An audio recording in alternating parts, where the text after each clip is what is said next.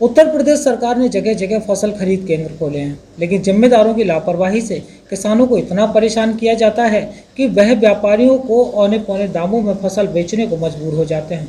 हर बार सुविधाएं न होने का हवाला दिया जाता है, लेकिन आखिर सुविधाएं जुटाने की जिम्मेदारी किसकी है? सरकारी व्यवस्थाओं में जमकर गोलमाल किया जाता है, क्योंकि उच्चाधिकारी जांच के नाम का मरहम लगाने कभी कभार पहुंच जाते हैं। दरअसल समथर कस्बा में तहसीलदार मोड के द्वारा गेहूं खरीद केंद्रों का निरीक्षण किया गया, जहां मौके पर 2 केंद्र पर भारी ही नदारद मिली। उन्होंने गेहूं खरीद केंद्र पर होने वाली किसानों की समस्याओं के बारे में बात की, साथ ही प्रभारी से जानकारी करके समस्या का निस्तारण करने का आश्वासन भी दिया। इस दौरान कई पीड़ित किसानों के द्वारा तहसीलदार मोड को अपनी समस्याएं बताई गई, जिसको लेकर तहसीलदार साहब ने जल्द खरीद शुरू किए जाने की बात कही। उन्होंने बताया बारदाने और कांटे को लेकर कोई समस्या थी, जिनको जल्द दूर किया जाएगा।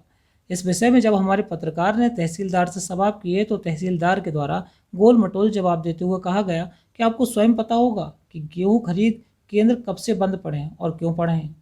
यानी कि वह उल्टा ही पत्रकार से सवाल पूछने लगे।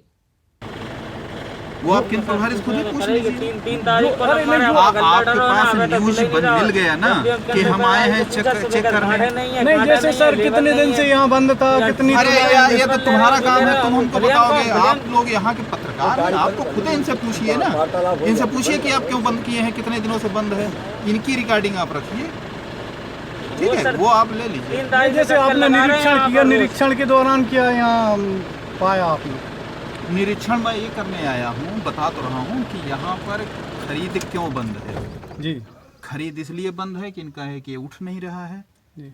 दूसरा बारदाना नहीं है। मेन प्रॉब्लम है कि ये गोदाम में अभी जा नहीं रहा है, तो उसकी समस्या हम सॉल्व करेंगे। सर कितने दिन से बंद था क्या ये तो आप बताओ ना, कब से बंद था? नहीं, तो आपने प्रभारी से बात की है, तो प्रभारी ने क्या बताया आपको? देखिए, ये हमारा काम नहीं है कि हम आपको बताएं। सर यहाँ पे तो ऐसा आप लोग जो चीजें ऐसा पूछते हैं आप, ये तो आप खुद यहाँ के लोकल पत्रकार, आपको खुद जानकारी। सर यहाँ पे ऐसा भी तो हो रहा है, जैसे आधी तुलाई हमारी वो हमारी रिपोर्ट है, मैं उसको भेजूंगा डीएम साहब के यहाँ। तो वही तो हम पूछ रहे हैं सर, कितने। नहीं, हम अपनी रिपोर्ट आपको क्यों बताएं? ठीक है सर।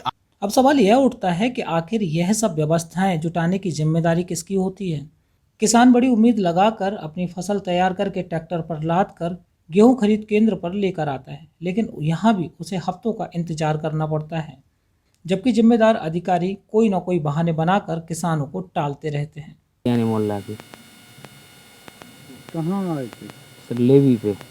किस लिए आए थे? पता पड़ा है कि यहाँ पर तहसीलदार आए हैं, तो उनसे पूछ भी आए थे कि हमारी गेहूं की 3 तारीख का नंबर था, तो उनसे जानकारी करने चाहते थे कि यहाँ पर के कार्यालय पे कि आते थे, यहाँ पर कार्यालय पे, तो वो कह रहे थे गांठे नहीं है, कि कांटा नहीं है।